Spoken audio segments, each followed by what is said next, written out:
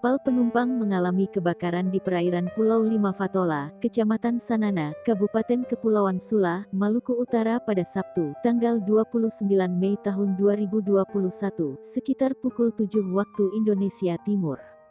Informasi dari Kantor Pencarian dan Pertolongan Basarnas Ternate, bahwa KM Karya Indah mengalami kebakaran di perairan Pulau Lima Fatola, Sanana.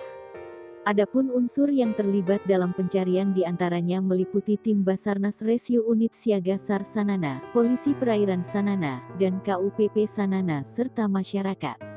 Sementara Kepala KSOP Ternate, Avan Tabona yang dihubungi Kompas.com membenarkan kejadian tersebut.